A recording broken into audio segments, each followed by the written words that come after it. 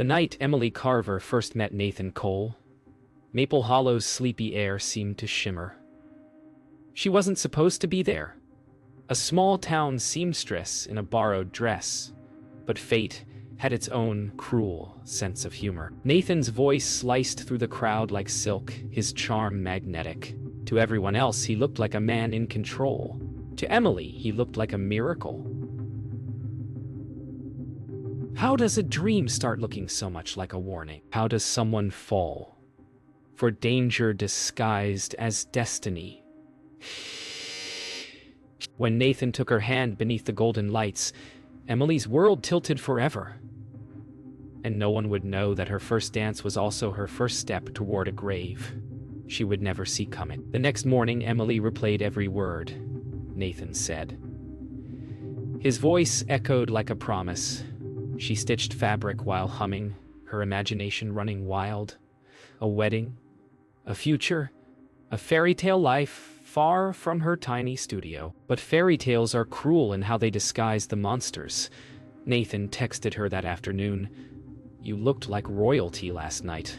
Her heart fluttered. She didn't see how quickly admiration would turn to possession. How every word he spoke would one day weigh like chains instead of love. Within weeks, Nathan's presence became constant.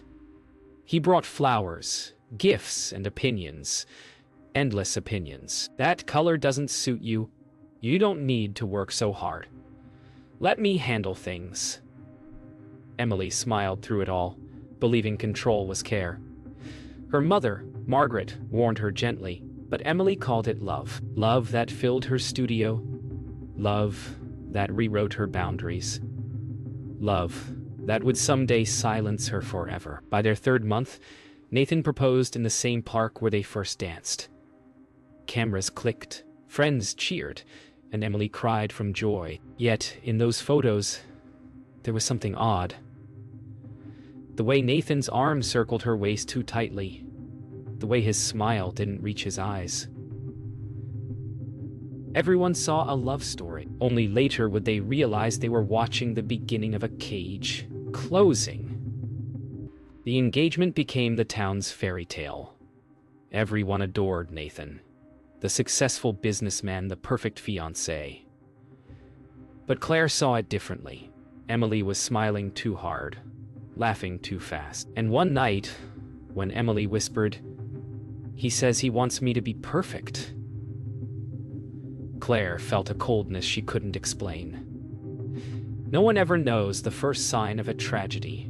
It always hides beneath the sound of applause. The wedding planning began like a dream. Emily's studio overflowed with satin, lace, and laughter. She traced her future in thread and silk, sewing hope into every seam. Nathan wanted everything grand.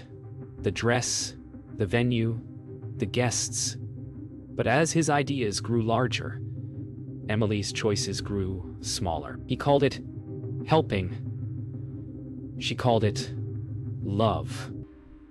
The more she tried to please him, the less she recognized her own reflection.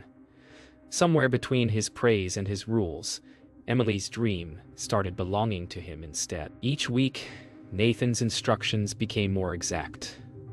The dress must have pearls, the hem must shimmer, the neckline must flatter his taste. Emily laughed it off, telling herself it was love's excitement. But every suggestion came with a glance that warned her not to disagree. When she worked late, Nathan appeared suddenly. No knock, no call. Standing in the doorway like a shadow that refused to leave. Claire began visiting more often. She noticed how Emily's sketches had changed. Less color, less joy. The girl who once designed dresses with laughter now stitched in silence. When Claire asked if she was happy, Emily smiled too quickly and said, "Of course. He just wants everything perfect. But perfection has a price." And the thread that bound Emily's dream dress was tightening around her throat. The day Nathan took over the wedding planner's job, Emily knew something had changed. He canceled vendors, deleted emails, and told her not to worry her pretty head. That night, when she tried to protest, He kissed her forehead and said, "You'll thank me later." His affection felt colder than winter glass. Love, she realized, wasn't supposed to sound like control dressed as care. Weeks before the wedding, Emily sat alone in her studio, finishing the final embroidery. Outside, the rain drummed like a heartbeat. She whispered to herself that she was happy, but the words didn't sound true anymore. In her reflection, she saw not a bride, but a stranger wrapped in white. Behind her, the door creaked. Nathan's reflection appeared beside hers. His smile too calm, too certain. "Almost ready?" he asked softly. And she nodded, even though she'd never been further from ready in her life. It started with little things. The phone that Emily couldn't touch. The friends she couldn't call. The moments, Nathan said, were for her own good. At first, she ignored the pit in her stomach. Love made you trust, right? But one night, when she reached for his phone to show him a photo of their venue, his reaction sliced through her calm. He grabbed it too fast, eyes flashing something darker than anger. Fear. "Don't go through my things," he snapped, then softened his tone with a kiss. That night, Emily couldn't sleep. Somewhere in the glow of her sewing lamp, she began to wonder who Nathan really was. Days later, Claire arrived at the studio with news that chilled the air. She'd found an article. Nathan's ex-fiancée, a woman named Sophie Lane, vanished 3 years ago. Same city, same promises. Emily's hands trembled as she held the photo. Sophie's face was radiant, familiar. It was the same pose, the same dress style Nathan had requested for her. For a second, Emily couldn't breathe. Claire whispered, "This isn't love. This is control." But Emily couldn't imagine a world without him, not yet. Fear had already become her routine. That night, Emily confronted Nathan. The storm outside matched the one in her chest. He denied everything at first. The missing woman, the lies, the past. But when she mentioned Sophie's name, his jaw tightened. "She left," he said coldly. "Just like everyone else who didn't appreciate me." His words were ice, his eyes hollow.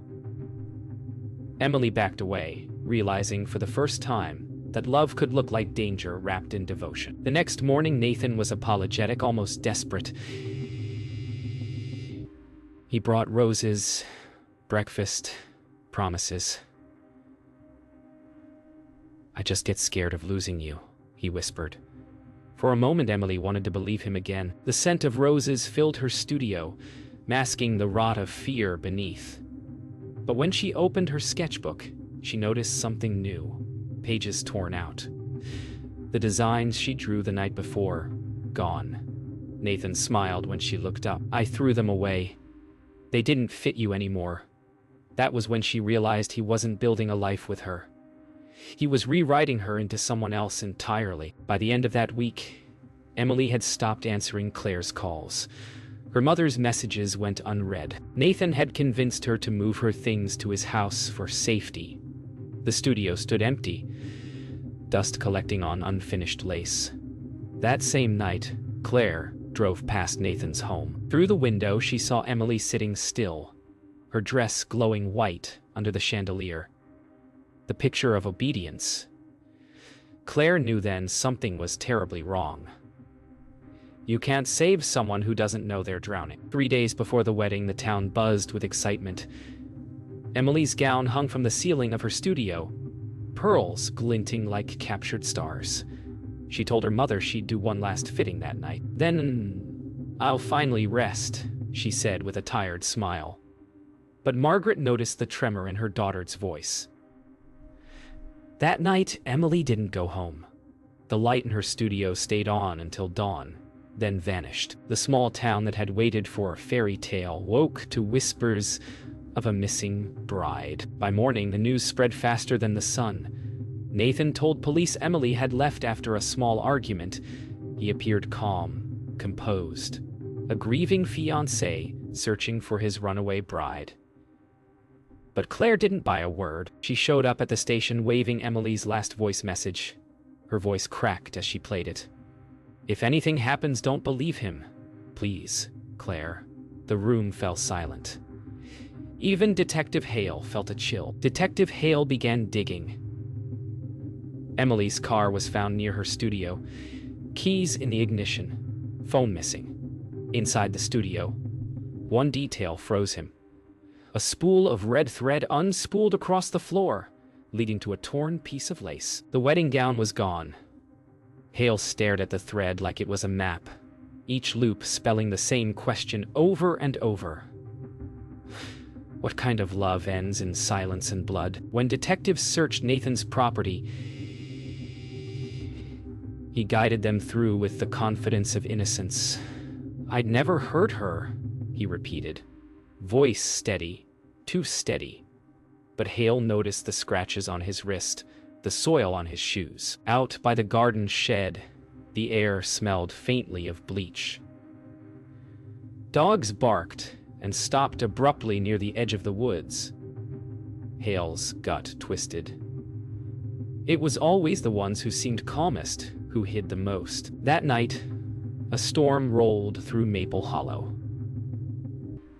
Claire sat by her window, staring at the lightning splitting the sky. She kept replaying Emily's last words, her voice soft and terrified. "Don't believe him."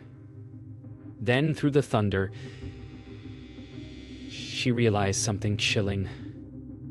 Emily's unfinished veil was still in Claire's car. Her friend had brought it to her days earlier, saying she didn't trust it being alone with him. Claire clutched the fabric, rain streaking down the glass. Somewhere out there, Emily's fairy tale had ended. But Claire swore it wouldn't end quietly. The search began at dawn. Volunteers, officers, and townsfolk combed through fields, calling Emily's name until their voices cracked. Nathan led the effort, giving orders like a grieving leader. Cameras loved him, the perfect fiancé in pain. But Detective Hale watched closer. Every time Nathan thought no one was looking, his face dropped, blank and calculating. Hale had seen that mask before. Guilt wrapped in charm. Somewhere between the camera flashes and the whispers of rain-soaked grass, Hale knew the truth wasn't buried too deep. Back at the station, Hale replayed Nathan's interviews, watching every flicker of emotion. When asked about the night Emily vanished, Nathan hesitated. Once, barely a second, but enough. Hale's instincts screamed louder than evidence. Meanwhile, Claire sat across the room, clutching Emily's sketchbook. "She wrote this the day before she disappeared," she said softly. Hale opened it and found a single unfinished drawing, a wedding dress. But it wasn't white. It was black. Beneath it, Emily had written, "If he can't have perfection, he'll bury it." The breakthrough came when Hale's team examined Nathan's property records. 2 weeks before Emily vanished, Nathan rented industrial equipment, a cement mixer, and a storage unit miles outside town. Hale's pulse quickened. He was preparing, he muttered. The next day, officers searched the storage site. Inside, they found traces of lace and soil packed beneath the floorboards. Hale closed his eyes. "She didn't run," he whispered. "She was hidden." Nathan's confidence began to crumble. Hale arrived at his boutique unannounced. "Funny thing about lies," Hale said quietly. "They stain easier than blood." Nathan smirked, but his hands shook. When Hale asked to see the boutique's basement, Nathan froze. Moments later, officers uncovered more. Emily's engagement ring tucked behind a display of silk ribbons. The silence that followed was deafening. Nathan finally whispered, "You don't understand. She was supposed to be perfect." By nightfall, the warrant was signed. Police cars surrounded Nathan's estate as Hale led the team toward the woods. The air smelled of damp earth and old secrets. When the dogs began to bark, Hale followed their trail to the back garden. Under a patch of freshly turned soil, something glinted. A pearl from a torn sleeve. Hale's chest tightened. "She's here," he said, voice breaking through the radio static. The fairy tale was over. What they unearthed that night would turn the entire town into mourners. The morning after her body was found, the sky hung low over Maple Hollow. Reporters swarmed the town square, hungry for tragedy. Detective Hale stood by the forensics tent, silent as the world snapped photos of the soil that once held a dream. Emily had been found in her unfinished gown, pearls stitched unevenly across the bodice, as if even death couldn't finish what love had destroyed. Hale looked at the broken thread in her hair and whispered, "She sewed her way to freedom, just not the kind she deserved." Nathan didn't cry when they arrested him. He didn't fight, didn't shout, just stared at the flashing lights as though they belonged to another world. "It wasn't supposed to end like this," he muttered, his voice calm and hollow. Hale watched him closely. There was no remorse, only disappointment that his perfect fantasy had unraveled. As the cuffs clicked shut, the fairy tale prince everyone once admired finally looked exactly like what he'd always been, a monster dressed in charm. Inside the interrogation room, Nathan spoke like an artist defending his masterpiece. "She wanted too much freedom," he said softly. "She kept changing the dress." Hale leaned forward, voice low but firm. "You killed her because you couldn't own her." Nathan smiled faintly. "I made her perfect." For the first time, Hale saw what Emily must have seen too late. The delusion, the worship, the sickness of a man who mistook possession for love. While Nathan's confession played in court, Maple Hollow held its breath. Margaret sat in the front row, clutching Emily's veil, tears tracing paths across her face. Claire couldn't look away. The words were chilling, Nathan describing each moment as if rehearsing vows. "She said she didn't love me anymore," he said, "so I stopped the wedding." The judge's gavel echoed through the room, sealing his fate. Life in prison. But no sentence could undo the cruelty of what he'd called love. That night, the news replayed Nathan's arrest footage again and again. But in Maple Hollow, it wasn't his face that haunted people. It was Emily's. Her smile on every flyer, her sketches in the boutique window, her gown now sealed in evidence. Detective Hale walked past the studio one last time and saw the faint reflection of a young woman at the window. "Just light. Just memory. You got your piece, kid," he whispered. Somewhere in that stillness, the story of Emily Carver finally stopped stitching itself to pain. The church bells rang on what was meant to be Emily's wedding day. Instead of flowers and laughter, there was silence, the kind that clings to air too heavy to breathe. Her coffin was carried down the same aisle she'd once walked with dreams of lace and promise. The dress she'd sewn for love now lay folded beside her, a shroud of innocence turned tragedy. Maple Hollow gathered in quiet disbelief, faces pale beneath candlelight. No one could speak her name without trembling. The fairy tale hadn't just ended. It had been rewritten in grief. Margaret spoke at the funeral with a voice that trembled but never broke. She believed in happy endings, she said. And maybe she found one, just not the one she imagined. Her words rippled through the congregation like prayer and warning combined. Hale stood in the back, hat in hand, remembering the quiet girl who sewed dreams into fabric.